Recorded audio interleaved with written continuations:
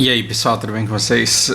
Ando meio sumido porque eu tô realmente trabalhando muito ultimamente, tá sendo bem difícil eu ter energia pra vir aqui falar com vocês, embora eu tenha um monte de ideias, uma lista enorme de coisas que eu tô com vontade de falar.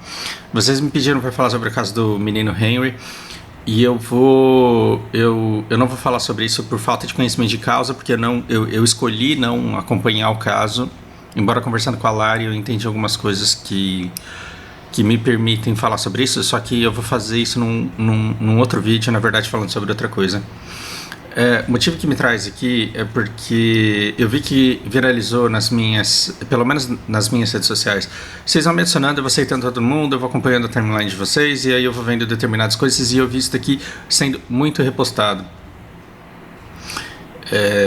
E aí as pessoas zoando, porque só podia ser de Taubaté, porque...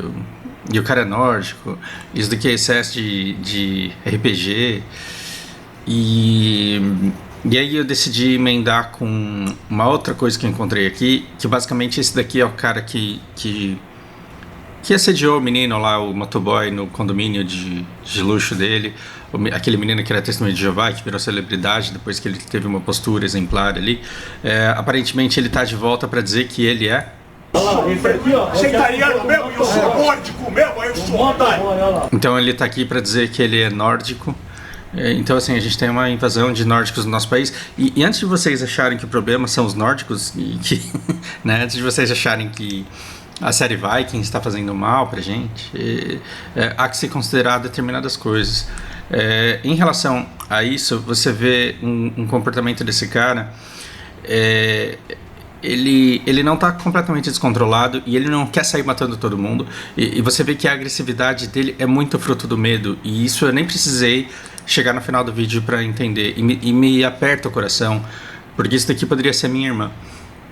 E eu vivo dizendo aqui que a gente tem que, se possível, gastar um tempo da nossa vida. Não tem quando você vai para os polis ali, vocês que jogam BDO, porque você precisa fazer uns pontos para liberar uma skill, e aí o resto da vida você vai poder soltar aquela skill.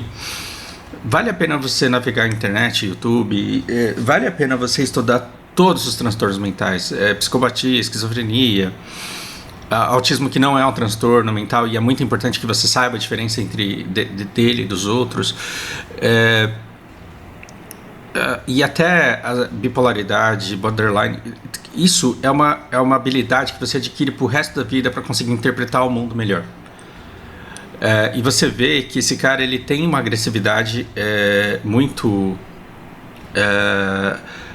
fruto de medo, e é diferente de uma pessoa que está completamente fora de si porque ela quer ser agressiva gratuitamente. Aposta aqui pegando tranquilo. Não, você não vai não. Então você vê que ele já fez meio que uma preparação para a morte, e o que é essa preparação para a morte? É fruto de medo. Eu vou morrer hoje. E ele continua dizendo: atira. Dá o primeiro tiro, porra! Dá o primeiro tiro, caralho! Vai, moço!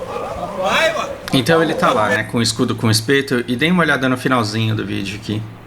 Ih, não tá, Bruno? Olha pra mim, olha pra mim. Não, na cara. Ó, olha pra mim, e o menino, ele diz assim: tô olhando pra cara daquela criatura lá. Então a gente pode impedir que esse tipo de paciente, muito provavelmente esquizofrênico, muito provavelmente mesmo esquizofrênico, embora possa ser outras coisas, pode ser até ser um daime, por que não? A diferença é que assim, esses surtos, sem a medicação correta, sem o tratamento correto, eles eventualmente acontecem, e quando eles acontecem, eles colocam o paciente de esquizofrenia numa situação de pânico, como a minha irmã tranquilamente teria. E a única coisa que você pode fazer numa situação dessa é realmente mobilizar e acalmar a pessoa, e fazer com que ela entenda, ou que o cuidador dela entenda a necessidade de se ministrar a medicação. Enquanto ela não tomar essa medicação, ela tem que ser isolada da sociedade. Agora eu quero que vocês percebam a diferença entre uma pessoa dessa e entre uma outra pessoa que voluntariamente, tendo controle de suas faculdades mentais, vai decidir tirar a vida de outra pessoa. É bem diferente. Isso daqui, pra mim, é um outro surto psicótico, porque um cara que tem essa ideia sobre si, essa ideia de superioridade, que se vê como Deus, eu acho que ele é meio burro para ser um psicopata de verdade. Um psicopata de verdade, ele não só se acha Deus, como ele tem inteligência para seduzir e manipular as pessoas. Isso daqui eu acho que é burro demais para psicopatia. Desculpem, profissionais da área, eu posso estar falando uma grande besteira. Morte chama a polícia aí, vê se eu tenho medo, eu sou forte. E aí, nisso daqui, eu vejo um outro esquizofrênico que está com a medicação comprometida, que não está fazendo o tratamento como deveria, e que a família não consegue segurar. E é muito complicado você colocar a culpa na família, porque aí seria mais ou menos como você começar a me culpar por erros ou deslizes que a minha irmã possa vir a cometer. São existências diferentes, são vidas diferentes. E lidar com pacientes assim, principalmente aqueles que têm porte físico, força física muito grande, não estou dizendo que seja o caso desse, mas também não é fácil você simplesmente segurar e mobilizar. E as pessoas que estão à volta dele, elas ficam visivelmente intimidadas, elas ficam com medo. Por quê? Porque também não é certo. Qual é o mérito em você bater num cara desse? Nenhum, você está batendo num cara que é doente mental. Então, quais são as políticas públicas e o que como sociedade nós fazemos para imobilizar, isolar e tratar essas pessoas? Porque elas não merecem um castigo eterno numa penitenciária comum, porque elas decidiram usar a sua liberdade dessa maneira, elas não têm discernimento sobre a própria liberdade. Agora, um outro caso muito comovente, esse daqui é o filho de Chico Anísio. Ele foi personagem na escolinha, que vocês são muito novos para ter idade para ter visto ele trabalhando lá. É dublador, é uma pessoa muito querida pela nossa sociedade, mesmo quem não sabe, né? Que é ele que faz as vozes de tantos personagens queridos. E ele está falando que o filho dele, ele morreu porque ele tomou um chá uma única vez. Só que foi num outro podcast que eu não vou achar aqui. Foi nesse podcast aqui, em que eu descobri que a única vez em que ele tomou, supostamente, né, a única vez em que ele tomou esse Daime, ele tinha 26 anos. E quando você olha assim, a média de idade em que os pacientes eles surtam, minha irmã surtou com 23 anos. 23 anos. E assim, essa média de 23 a 26 varia um pouco de homem para mulher. O que acontece existem muitos pacientes que têm uma predisposição para terem esse transtorno. Eu não estou falando que seja o caso aqui, eu estou só especulando, pelo amor de Deus, tá, gente? Eu não estou dando diagnóstico, eu não estou contando para vocês qual é a verdade. Eu estou falando de impressões pessoais minhas. Você tem aí pessoas que têm essa predisposição a surtarem, e as pessoas que têm predisposição a surtarem, elas eventualmente surtam por qualquer gatilho. Então, o familiar de esquizofrênico fica culpando o ex-namorado, o ex-chefe, o pai, a mãe, a madrasta, o padastro. A gente fica tentando encontrar um culpado, e na verdade foi um gatilho que muito provavelmente, se não fosse aquele, seria outro. A única coisa que me deu fez eu sentir muito pelo Niso Neto, é que o filho dele já tinha 26 anos, e se você passa dos 30 sem ter esse gatilho, é muito improvável que você vá vir a ter esse transtorno. Depois dos 30 são muito raros os casos de pessoas que têm o surto e que é irreversível após os 30. Eu posso estar falando besteira, e verifiquem aí fontes melhores do que eu. Mas talvez se ele não tivesse tomado esse chá nessa situação, e eu não estou demonizando o Daime aqui, talvez se ele não tivesse tomado chá nessa situação, talvez ele passasse pela idade de risco sem jamais vir a desenvolver esse transtorno mental. Mas uma vez que ele tomou e ele teve isso como gatilho, é muito complicado culpar e demonizar o Daime, porque ele, assim como a maconha, ele, assim como a cocaína, ele, assim como outras drogas, eles causam um efeito que, se você não tiver o gene do transtorno, não vai dar nada. Você pode, no máximo, ter um surto psicótico e se colocar em risco. Mas o problema do filho dele não foi o surto psicótico, e não foi naquele momento em que ele veio a surtar. Olha a importância dessa informação. Pelo que eu entendi, não foi no dia em que ele tomou o chá que ele cometeu suicídio. Ele tomou o chá e nunca mais voltou a ser o que ele era antes. E aí ele tinha uma necessidade de compreensão e de acesso ao todo, que envolvia a necessidade dele morrer, e foi quando todo mundo achou que ele estava melhorando que ele veio a cometer suicídio. Então, eu quero que isso fique de alerta para vocês também, porque eu já fui adolescente e eu já experimentei de tudo. E, inclusive, quando eu era adolescente, eu queria muito me machucar.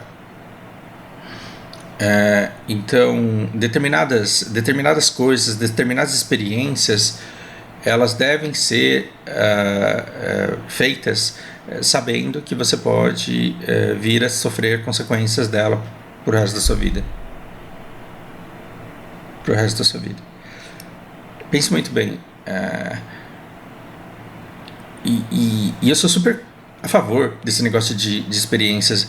Foi por eu ter experimentado muitas drogas que eu cheguei à conclusão de que eu tinha que direcionar a minha vida a um ponto em que eu não precisasse de nenhuma delas. Hoje eu preciso no máximo de Rods e BDO e é isso. Que são alienadores de realidade também, que funcionam mais ou menos do mesmo jeito. Mas busque muito os seus familiares. Isso é uma coisa que eu não deveria nem tomar essa liberdade de dizer. Mas busque a sua árvore genealógica e procure indícios. Depois de estudar transtornos mentais, comece a buscar indícios na sua família, porque isso é extremamente comum. Isso talvez te dê um pouco mais de ciência do tamanho do risco que você corre quando você recorre a qualquer estimulante, a qualquer droga para obter determinadas sensações. Talvez você tenha sensações das quais você não consiga se livrar pro resto da sua vida. Não foi o que aconteceu comigo, mas poderia muito bem ter acontecido. Hoje, quando eu tenho noção do risco que eu corri, tendo minha irmã esquizofrênica, tendo esquizofrenia entre os meus familiares e usando droga do jeito que eu usei, eu percebo que eu fui muito displicente, porque se eu tivesse surtado também, eu cuido da minha irmã, quem é que cuidaria de nós dois hoje? Fica aí o questionamento. Eu sei que vocês estão todos indignados com o que aconteceu com o menino Henry, só que eu não estudei o caso dele para poder ter a minha opinião. Mas a gente carrega muito ódio de muita gente, ou seja, a gente culpa jogos de RPG, a gente culpa é muito fácil você ver esse cara aqui se apresentando como nórdico e automaticamente dizer que ele é racista ou alguma coisa do tipo, e a gente se sente muito atacado pessoalmente, a gente leva muito pro pessoal as palavras de um cara desse que fala: você é preto, você é pobre, você é um coitado, você tem inveja da vida que eu levo, e a gente se permite machucar por pessoas que não necessariamente representam qualquer tipo de verdade, aliás, não representam qualquer tipo de verdade e não necessariamente representam a nata da sociedade. Porque quantos vídeos sensacionalistas você não deve ter visto de pessoas que pegam uma pessoa surtada, que pegam uma pessoa esquizofrênica e usam ela como parâmetro da sociedade nos dias de hoje? Quem aqui não tem uma avó que vê um cara desse aqui atuando do jeito que ele está atuando e fala assim: essa é a sociedade em que nós vivemos hoje? E eu acho que se você estudar transtornos mentais, você consegue filtrar boa parte disso, enxergar vítimas de transtornos mentais nessas pessoas e conseguir enxergar o bem nas outras que não são transtornos mentais. É claro que elas vão ter o lado bem, o bom e o mal também. Todas as pessoas terão o lado bom e o mal. Mas você recupera um pouco de fé na humanidade e você começa a ser capaz de enxergar mais o lado bom dos transtornados e não os transtornados se você deixa de acreditar nas palavras que essas pessoas usam para te ferir. Você se imuniza a elas. Quando você entende um transtorno mental, se eu trombo com um cara desse aqui na rua, e ele começa a tentar me diminuir de qualquer forma, eu vou ter menos problema com as palavras que ele usa contra mim e contra as pessoas que estiverem comigo. E eu vou tentar enxergar o problema dele mais como um problema dele do que como um problema meu. Agora, a pergunta não é assim: como impedir que isso daqui volte a acontecer, porque isso sempre vai acontecer, e se não for com esses atores, serão com outros, se não forem com esses transtornados, serão com novos transtornados. A nossa pergunta é: por que a gente deixou isso daqui, como sociedade, por que a gente deixou isso daqui acontecer de novo, sendo que esse cara já tinha dado o showzinho dele lá em Alphaville ou no condomínio em que ele era, com aquele primeiro motoboy? Porque como sociedade nós estamos falhando em identificar e tratar corretamente essas pessoas. Então, o que entra na minha cabeça é que esse rapaz aqui, ele deveria ser indiciado e ele deveria ser punido, que a pena dele deveria ser tomar corretamente o remédio sob penas mais fortes de restrição de suas liberdades. Só que esse é o tipo de decisão, se você não tiver toda uma sociedade consciente disso, você não consegue construir. Quando é que a gente vai ter uma sociedade consciente de todos os transtornos mentais, seus riscos e consequências? Nunca. Então eu estou falando aqui só para vocês, não acho que eu vou conseguir mudar o mundo. Espero que seja útil e informativo. Por hora é isso. Um grande abraço.